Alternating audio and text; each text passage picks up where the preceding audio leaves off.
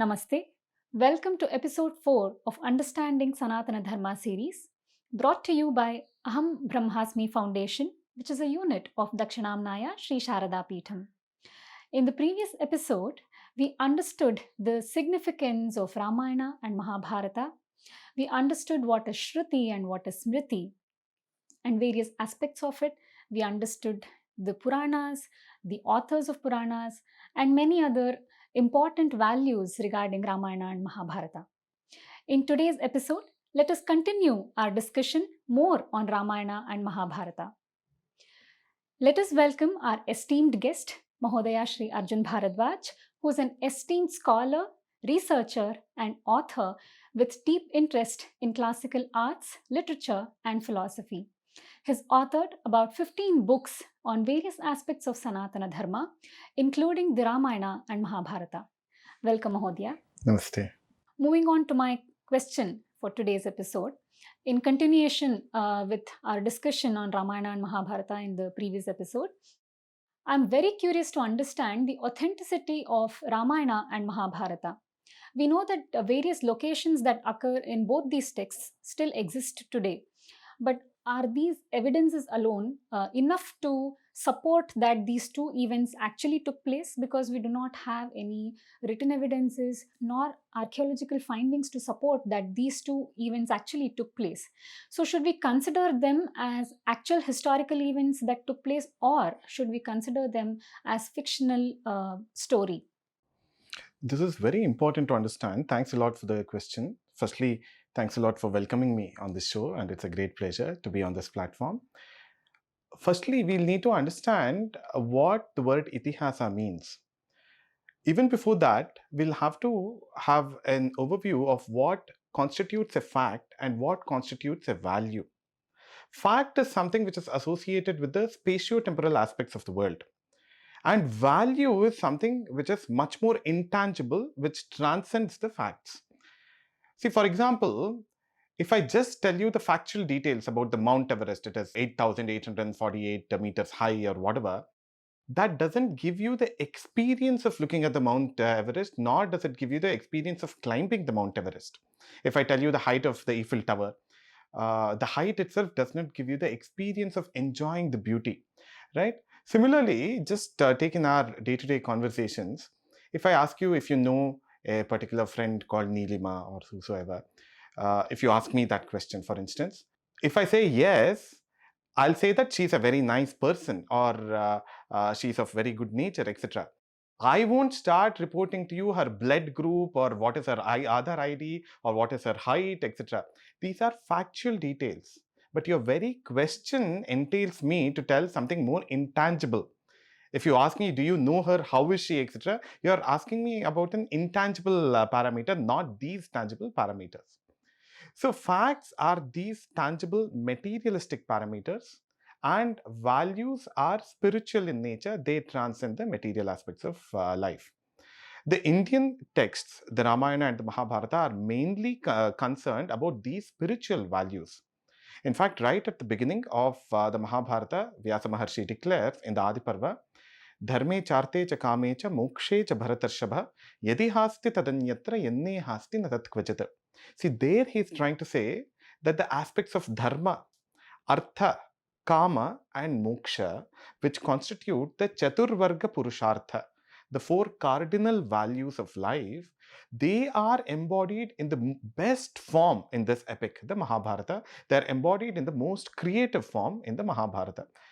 See, for instance, when we speak about dharma, there is dharma at so many different levels. The duty of a king towards his people, the duty of the people towards the king, the duty of a husband and a wife, the duty of the teacher and the student, the kind of relationship between siblings, etc.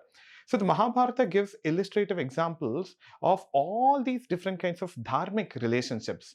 A very demanding teacher and a very nice student. A very nice teacher but a selfish student.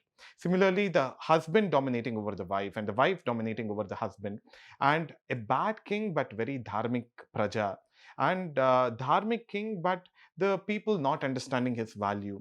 These are the kinds of issues that we find even today in the society. It can be at the individual level, it can be at the family level, it can be at the societal level. So it is trying to throw light upon the values which make the society more sustainable. The Mahabharata and the Ramayana, that is what they are trying to do. So, when you ask a question about the authenticity, I'll have to tell that it is authentic in the values that it is trying to propound. And with respect to the aspects of the material world, like you mentioned, some of the places which are mentioned in the Ramayana and the Mahabharata are real places. In addition to that underlying reality of geography and a skeletal sketch of historical events, there has been more poetic elements added to the epic itself. Because poetry makes the story very engaging, it entertains you, and through entertainment, it is trying to educate you. See, the food that we eat should be tasty and healthy. If you just give the medicine directly to a child, he or she will refuse it. If you encode it in a tasty manner, the child will be very happy to consume it. It's like our everyday meal. It's both tasty and healthy. That is what the epics are meant to be. So this poetic coating uh, elevates it from being merely a factual thing to be something more spiritual. And it also brings in many metaphors through this poetic interpolation and the extrapolation. For instance, see, let us take the case of Ravana and his Lanka. Lanka is definitely a real place which Valmiki had seen or had heard about. It is there present even today. And the Trikuta mountain upon which Ramana's palace is supposed to be located, that has also been today identified as a real plateau, kind of a hill called Sigiriya in Lanka. These are factual details. But can a person with 10 heads exist? It's a biological impossibility. But then those 10 heads of the Ravana, of the Rakshasa Ravana, they are indicating his intelligence of 10 human beings. He had mastered the 4 Vedas, the 6 Vedangas, etc., which 10 people can do. He had alone done that. But then the poet is trying to kind of ironically point towards the fact that so much of theoretical knowledge did translate into building of his character. He did not understand a woman's heart. For that matter, the entire Lanka was captured by him from his half brother Kubera. He has hijacked the city of Lanka. He has hijacked the Pushpaka Vimana. And he had abducted innumerable women and subjected them to a lot of abuse. In fact, Sita is the last woman he abducts, and he is not able to do anything with her. It was a complete ego shattering to him. Just imagine, there has been nothing you have not been able to conquer in the world. Everybody has been falling at your feet. Your son Indrajit has actually conquered Indraloka also, right? And this lady does not accept you. What a shattering of ego it must have been for Ravana, right? And so many Vanaras come to help this lady. He thinks that he has captured the Devaloka itself. But whatever he considers as lower than human beings, they are standing on the side of Sita. So it's complete blowing up of his pride. A bird like Jatayu understood a woman's heart like Sita's heart. The vulture Sampati also understood. The Vanaras understood, but a person who had so much of knowledge, he did not understand. So knowledge not translating into the building of character. So that is what we'll have to understand from the 10 heads of Ravana. We need not argue asking whether it is a biological or a factual reality. It's the reality of a value. It's something higher than the factuality itself. And even questions like, did Vanaras or monkeys speak the Samskrita Bhasha, the Sanskrit language, etc.? These questions themselves are not relevant. See, let me just give another example. All of us in our younger days, we heard the story of the hare and the tortoise, the running race, right? So the hare is overconfident and it's very proud of its running power, and it becomes really lazy because of its overconfidence. But slowly and steadily, the tortoise wins the race. Now, did we ever ask where did this running race take place? How old was the rabbit? How old was the tortoise? Was it male or female? Did it take place in America or Antarctica or Europe? Where did it take place? We never asked those questions because these are factual questions. We're not bothered about those facts. What is the story symbolically trying to communicate? That is what we were bothered about. See, I'm not trying to say that the Ramayana or the Mahabharata is as trivial as this story, but the kind of willing suspension of disbelief that we had, as in willingly, we had put aside the disbelief that a hare and a tortoise can never take place in a running race. For a moment, we kept it aside and we enjoyed the story and we understood the symbology, the moral from the story. So it is in that perspective we'll have to approach the Ramayana and the Mahabharata. The neither Valmiki or Vyasa has claimed his text to be a factual text of history, nor have they claimed it to be a factual text of geography or of biology. They have claimed it to be kavyas mainly meant for inculcating dharma, artha, kama, and moksha in the people to help in blossoming of these values. See, this is the difference between itihas or history in the Indian sense and in the Western sense. In the Western sense, they are largely considered about data, facts. Dry facts does not reveal anything. Napoleon conquered some country someday, something else happened some other day. Like that, if I have to narrate the Ramayana factually, I can simply say that there was a king. He banished his son, the prince. They went to the forest. His wife also went to the forest, and the wife got abducted, and the prince fought the war and brought her back. Okay, this is just factual detail, absolutely not entertaining. So what if this happens? This is what all of us will say. But when you embed it with human emotions, values, etc., which are timeless. See, the value of the relationship between a husband and wife is timeless. It is required for all times. And between the governance and the praja, that is something which is required for all times. So this makes the Indian approach to history or itihasa more universal and eternal. In addition to the skeletal historical data, there's been a lot of poetic, symbolic, metaphorical elements added, which makes the Ramayana and the Mahabharata timeless. So, therefore, we'll have to look at the spiritual authenticity of the text rather than the material or the superficial authenticity. Wonderful. Again, quoting your line back, we need to focus more on the spirit and the value that that story communicates to us and what we learn out of it. Absolutely, absolutely. Wonderful. Even it's just adding a little more thing. In your question, you also asked if there were archaeological evidences, etc. See, in fact, there is quite an amount of archaeological evidence connected with Ramayana and Mahabharata. Vyasa and Valmiki couldn't have completely imagined the story. It would be based on some reality, some material reality as well. Valmiki must have seen a lady who has been abandoned by her husband for whatever be the reason, Sita being abandoned. And Valmiki must have known a very good king like Rama. But he has improvised upon it, extrapolated upon it. Now, with the archaeological findings, we have also found the remnants in Ayodhya. We have seen the remnants in Dwarka as well as in Sri Lanka. We get to know that there has been civilization there from at least 10,000 years. 10,000 years back itself, there was quite a well-developed city in these places that is known.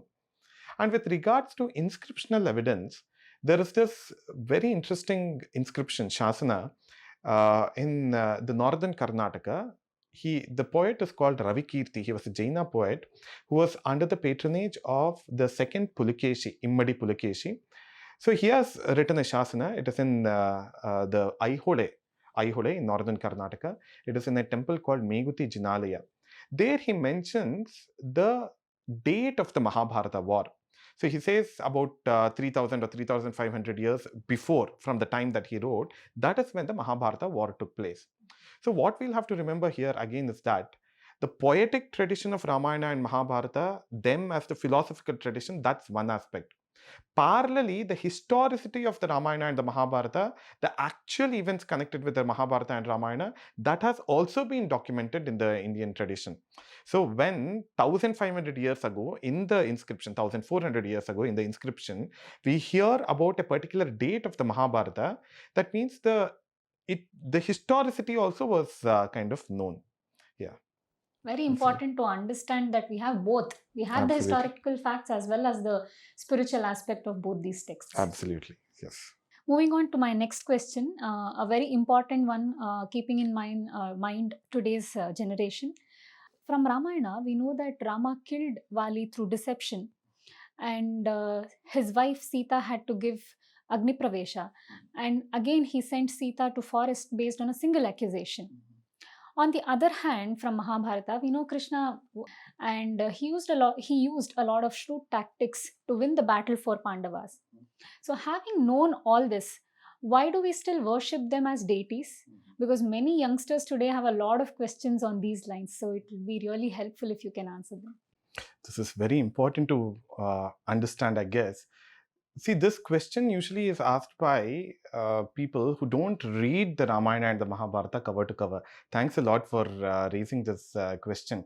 The Ramayana and the Mahabharata themselves contain answers to these questions quite evidently. And there is also something called the Dvani Marga. Suggestively, the poet is trying to indicate something there. Firstly, let us take up this episode of Vali Vada. This is one accusation on Rama from times immemorial. In fact, the kind of question you asked that has been asked by Vali himself to Rama. Rama shoots the arrow at Vali, and when just before Vali is about to die, he asks Rama, "Is this right for you? You being a Kshatriya, you consider yourself dharmic. How could you shoot me hiding behind a tree? It is very ignoble of you." That is what Vali says. But then Rama gives a very detailed explanation connected with that. It's very interesting to see what Rama says at that juncture. We'll have to understand some amount of history connected with Vali and Sugriva. See, we get to know that Vali and Sugriva, of course, they were brothers. They were ruling from Kishkinda. Once, a Rakshasa called Mayavi attacks the kingdom of Kishkinda. And Vali and Sugriva, both of them want to protect the kingdom. They were good brothers with good understanding between them.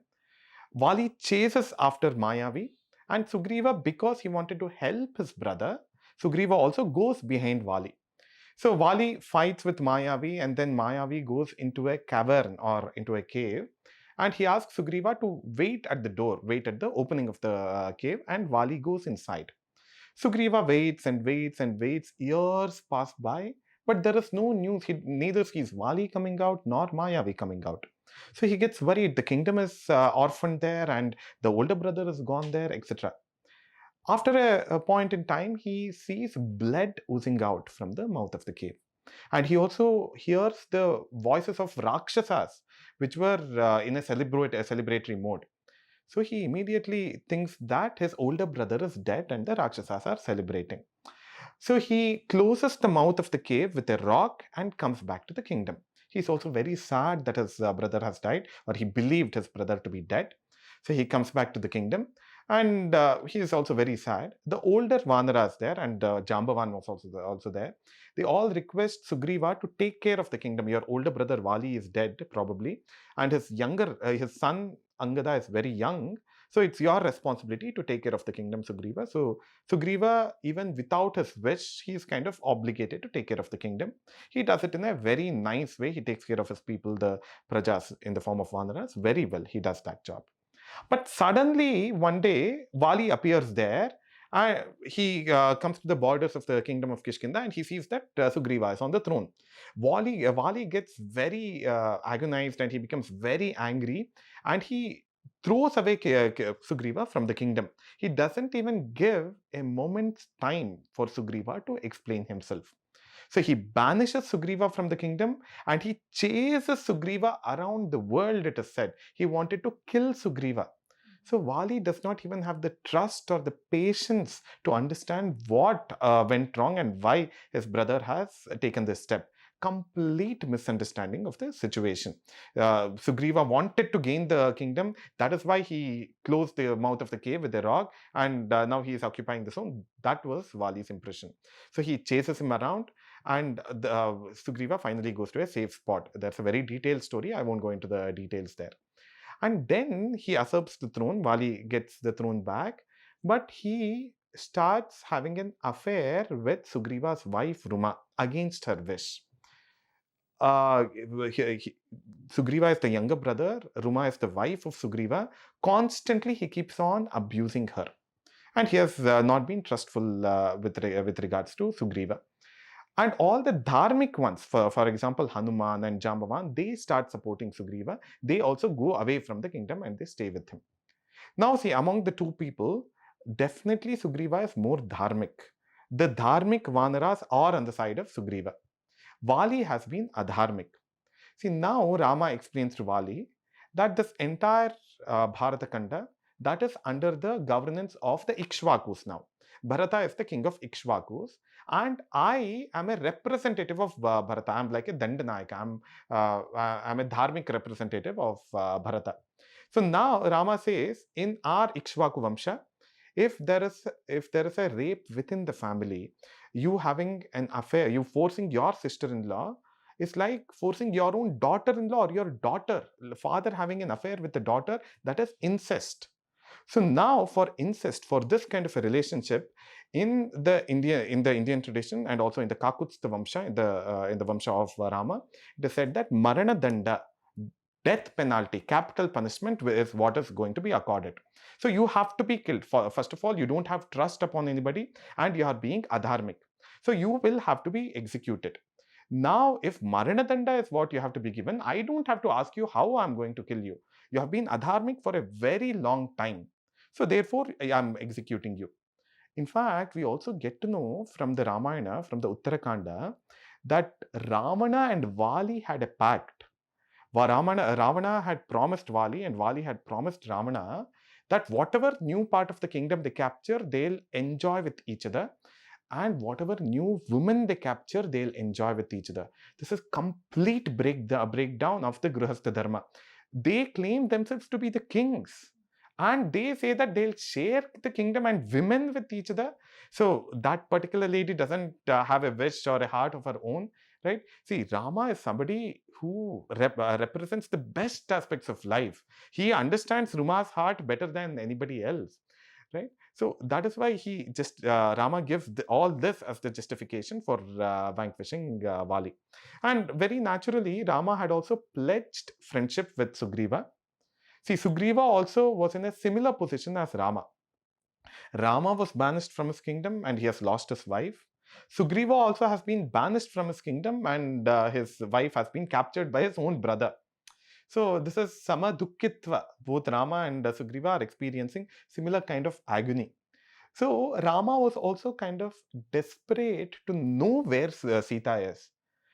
He wanted the help of Sugriva and the Vanaras associated with Sugriva to find out where Sita is. It was humanly impossible for Rama to find. So therefore, that promise with Sugriva, which they had done, Agni Sakshi, with Agni as the Sakshi, they had pledged friendship. And Rama had given his word to Sugriva that he'll eliminate the adharmic person, Vali. Now, how to bring Vali out of the kingdom, that's another question.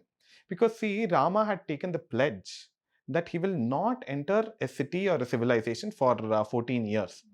That is the promise he had made to his father. So Rama himself cannot enter Kishkinda. Later on, we see that Rama does not even enter Lanka. He stays out only.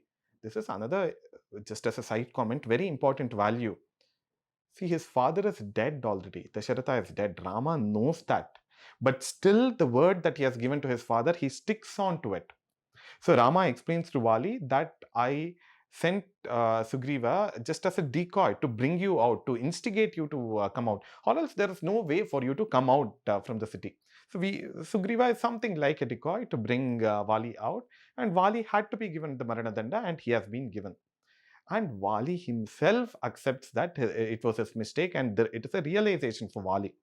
See, when you are in the company of a very dharmic person, just looking at their characteristics, looking at their behavior, several values dawn upon your own self. Your own mistakes you start realizing. See, that is what happened to Ahalya also. As soon as Ramadarshana happened, it was a prayashchitta. It was a complete cleansing of her own self because of the mistake that she had performed in the past. Similarly, even Vali undergoes that internal cleansing because of what Rama says. Vali's wife Tara, she laments for her dead husband. The son Angada also is sad because their father is dying, but they do not accuse Rama because they know that what Rama did is right. So Vali episode is very clear that absolutely it has been dharmic on Rama's side. More than Yuddha Niti, we must see it as Danda Niti. The science of governance will have to be seen here. It's not just a question of battle between or that Yuddha between the Sugriva and Vali. It's the bigger dharma. So the king should have that perspective of samashti hita, the global good, not just a smaller good, but the what constitutes the global good. Now, secondly, with respect to this Sita Agni Pravesha, which we see from the Yuddha Kanda of the Ramayana. Rama defeats Ravana, and all the women lament, etc.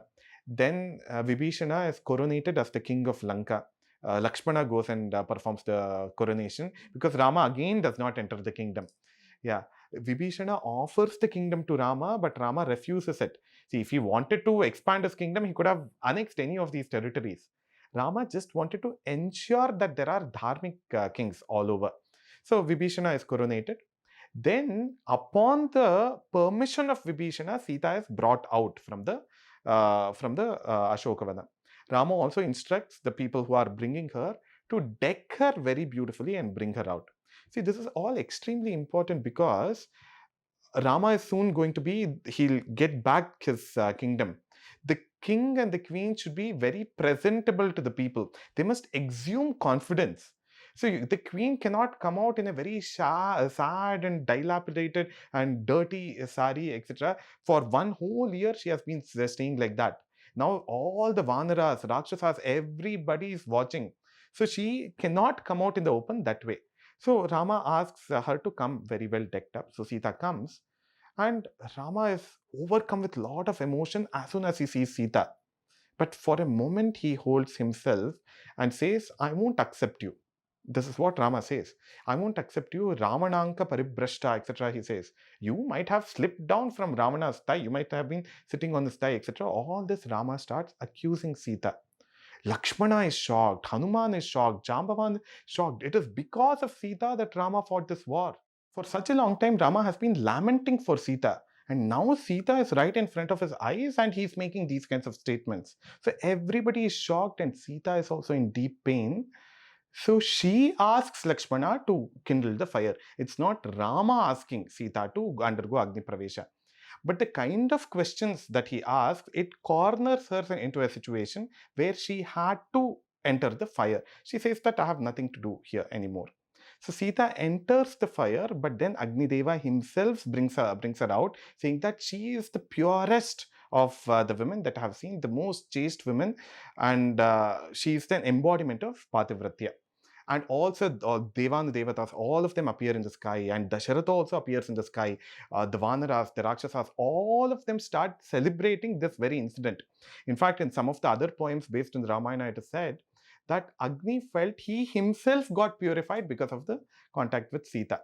See, again, this is a metaphorical situation. We'll have to remember that it is important for the king and the queen to have a clean image before their people. They'll have to have a very noble personality to gain the trust of the people. See, for now, a few decades, Rama and Sita will have to rule the kingdom. This question about the purity of Sita's character, that cannot be constantly asked. See, for Rama, this is a very, very complex situation. He can go and welcome Sita immediately. But then it's natural for Rama to trust Sita. But what did she do for 1 year there? Nobody knows. It's only Ramana and she who knows, who know. Rama is pure in his character because Lakshmana has always been there. At least there is an external testimony for Rama's purity of character. The Vanaras have seen him for a few months now already. Rama is a pure character, that is known. But to establish Sita's purity, Rama knows heart of hearts that Sita is pure. But there must be a neutral external testimony to signify or to testify her character. And Agni in those days is the best external testimony. Agni is also called Shuchihi, which means something which can be always pure. Water can get polluted, air can get polluted, earth can get polluted. Even skies we are polluting, but fire we can never pollute. So that's the purest form of testifier, something which can give evidence. So again, we'll have to take this symbolically. So when something comes out as Agni Shuddha, the entire world will accept it. If Rama says that Sita is pure, then people will say, oh, he's very fond of his wife, so he'll say that Sita is pure. But this neutral external testimony is what the entire world will believe. That is why Rama, although he did not directly ask her to undergo the Pariksha, his questions, or if I may call it, artificial accusations, kind of subjected Sita to undergo Agnipariksha. Then she came pure. And then Rama and Sita unite, and they cry, they shed tears, etc. They fly back in the Pushpaka Vimana.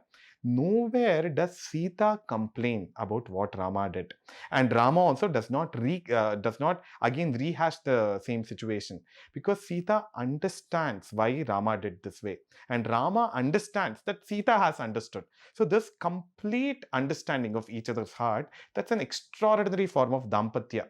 See, because of this very beautiful dampatya, Rama was also able to become a very good king, right? Now, with regards to the Sita Parityaga, the popular narrative says that it was one washerman or one dhobi who complained or questioned about Sita's character with regards to his wife also had gone somewhere and came back, etc. But in the original Ramayana, we get to know that it was the entire city of Ayodhya which was questioning and complaining about Sita's character. Now, there are lots of debates whether this segment has been actually authored by Valmiki or not. That's a different question. Let us assume that it has been authored by Valmiki, no problem. If you look at this situation, all the people of Ayodhya are questioning her character because she stayed for 1 year with Ravana. But now just see this. The attitude of people is what Valmiki is trying to suggest here, I think. For the people of Ayodhya, they had not seen Sita getting abducted. They have not seen it. It is only a reported news for them. And Sita getting purified by fire, or her purity being testified by fire, even that the people of Ayodhya have not seen it. It is a reported speech only. But look at the people of Ayodhya. They believed only the first news, that Sita had been abducted by Ravana. The second aspect, that she has been purified by fire, they did not believe. See, this is the nature of the world, where they believe only the negative news and want to build up stories and gossip about that. Oh, Sita has been abducted by Ravana. What did she do for 1 year with Ravana? All these kind of gossip stories they want to spread. But the same there in the battlefield, she has come out pure. This they are not ready to believe. This episode of Sita Parityaga is a Gordian knot of Ramayana. This firstly reflects on people's mentality, people at large. They don't trust positive things as much as they believe in the negative things. This we see in the world around us even today. Now, secondly, see, Rama had to either choose between his people or with Sita. He had to choose between Sita and his people. For the sake of his people, he had to send away Sita, or else constantly there'll be distrust and gossip and rumors and murmurs, etc., because of which there can't be any progress in the kingdom. There can't be harmony in the kingdom, right? So Rama sends away Sita. He asks Lakshmana to take her away, even without informing her. She was Garbhini. She was carrying at that point in time. By sending away Sita, he's actually sending away the future of the kingdom also. Probably Rama had thought that his brother's children, he'll give them the throne. Lakshmana, Bharata, and Shatrugna, probably he thought he would give them the throne. Now, naturally, another question will occur. Then Rama could also have gone to the forest with Sita, right? But then see what happened last time when Rama went to the forest. Lakshmana also went. Bharata said he also wants to come. He won't rule the kingdom. So again, if Rama goes away indefinitely, who will take care of the kingdom? That question also arises. In fact, there is a very important shloka from the Mahabharata. It occurs a couple of times in the Mahabharata. Tyajet ekam kulasyarte, gramasyarte kulam tyajet, gramam janapadasyarte, atmarte prithivim tyajet. It is saying that sometimes you'll have to sacrifice a smaller thing for the greater good. Tyajet ekam kulasyarte. Sometimes one person will have to make a lot of sacrifices for the sake of the family. Tyajet ekam kulasyarte, gramasyarte kulam tyajet. For the welfare of the bigger village, sometimes a family will have to sacrifice itself. See, in this case, for the sake of the kingdom, Rama has sacrificed his family. Sita also understands this and she does not complain about Rama at any point in time. And Rama specifically asks Lakshmana to drop her off near the Tamasa river and the Ganga river where the Valmiki's ashrama is located. So, if the material people don't accept the purity of Sita, a spiritual person like Valmiki will definitely accept her. That is the confidence that Rama had. Therefore, he asks Lakshmana to abandon Sita near Valmiki's ashrama, to drop her off there. And immediately, of course, Valmiki comes and takes her to safety. And later on, we see that Rama performs the Ashwamedha Yaga. In fact, it is said in the Indian tradition that no yaga can be performed without the wife. And Rajano Bahuvallabhaha, a king can marry again. But the commitment of Rama to his wife is such that he makes a golden image, golden pratima of Sita, not of any other woman. So that is the commitment that he had towards Sita. And later on, he even accepts Lava and Kusha as his own children. That is itself accepting Sita back into his life. So therefore, the sacrificing Vyashtihita for Samashtihita, his own family life, both Sita and Rama sacrificed for the sake of the kingdom. It's a huge sacrifice made by Rama. That is why he has been worshipped as the ideal. And see, there is another very important shloka. You also asked about why they are worshipped as divinities. There is a work called Ramayana Manjari, written by a Kashmiri poet called Kshemendra. It says, Bhogharhe navayavvanepi vipine chirambaro ragavaha tatrapyasya parena daraharanam kleshastadandveshane sampraptapi janapavadarajasa tyakta punarjanaki sarvam dukkhamayam tadastu bhavatam shlagyo vivekodayah. See, in essence, it is trying to show that even dharmic people undergo suffering. Usually what happens is when we are depressed or when we are suffering, we try to spew out our bitterness onto the world. But none of that was done by Rama or Sita. For no mistake of his, Rama was sent away to the forest. He was banished to the kingdom. He was going to be coronated the next day and he gets to know that he has to go to the forest. He had the same state of mind. Sukhadukke samekrutva. Both he treated in the same manner. He is like a muni. Vita raga bhayakrodha stitadir muniruchyate. That is what the Bhagavad Gita says. Stitadihi, balance of mind. Whatever be the situation, having that balance of mind and doing dharmic activities. He did a dharmic activity for Sugriva. He did a dharmic activity for Vibhishana. He did a dharmic activity for Shabari. So many dharmic things he did even when he is subject to that kind of pain. So these are the high ideals. That is why we respect and perform puja to Rama and Sita. That huge sacrifice that they do for their kingdom. See, originally Rama agreed to go to the forest for the sake of his family, for the sake of his father. Now he has agreed to send away Sita for the sake of his kingdom. Because of the higher global good, which they always had in perspective, they have been always worshipped. The last line of the shloka says, Sarvam dukkhamidam tadastu bhavatam shlagyo vivekodayah. Even when you're sad, life will throw a lot of problems at you, a lot of sorrows at us. Even if when we are dharmic, shlagyo vivekodayah. We must never lose viveka. Viveka itself is a very important term in Vedanta as well. Sat asat viveka, sadasat viveka, or dharma adharma viveka, satya asatya viveka. What is dharmic? What is good for the entire world, universe? So that perspective we must never live away. It is also suggesting that don't get too bothered about your own self. Right? All of us are very troubled by our own agonies, our own problems, etc. Look at the greater good, and that is what Rama and Sita, Valmiki, Hanuman, etc. they stand for. In fact, Kalidasa says in one line, Marutis Sagaram Tiranaha Samsaramiva Nirmamaha. Maruti or Hanuman, did he do anything for his own sake? Absolutely not. He sees that there's a dharmic person who is suffering, another dharmic lady who is suffering. So he somehow wants to bridge them, somehow wants to bring them together. He takes so many different kinds of risks. And dasoham kosalendrasya. At all times, I'm a dasa to this bigger entity. That is what he stands for. Right? That absolute selflessness. These are the values which are embedded in these characters. Samsaramiva nirmamaha. Maruti or Hanuman crossed over the ocean just like a person who gives away ahankara and mamakara. ego and possessiveness. If you give away that, you will cross over the samsara sagara. That is what Hanuman stands for. That is why we worship all of these divinities. Now, with regards to Krishna's story, the aspect of him being a flirty person or being a thief, etc., firstly, this does not come in the Mahabharata at all. None of these stories come in the Mahabharata.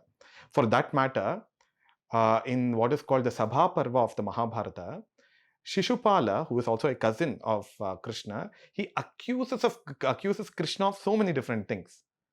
Never does he accuse Krishna of being a womanizer or a thief. See, this guy is a crook, Shishupala. He is trying to find fault with everything that Krishna does. If Krishna had ever been flirtatious or flirty, or if he was a womanizer, he would have made a note of that. He would, any kind of suspicion, he would have spoken about it in that open sabha. There are so many elders, people around the Bharata Desha have assembled there for Rajasuya Yaga. Never does Shishupala say that he is flirty or womanizing, etc. This story about Krishna marrying 16,000 women, that comes in many other Puranas. See, firstly, who are these 16,000 women? They were the ones who were abused and raped by Narakasura, and he was in association with Shishupala, Kamsa, all these evil people, the villains, they were hand in glove. So these 16,000 women, for no fault of theirs, they were subject to absolute treachery, and they had been put behind bars, etc. Krishna kills Kamsa, of course. Then later on, he kills Narakasura as well. And all these 16,000 women are liberated from their prison. Now, the society was not able to accept them.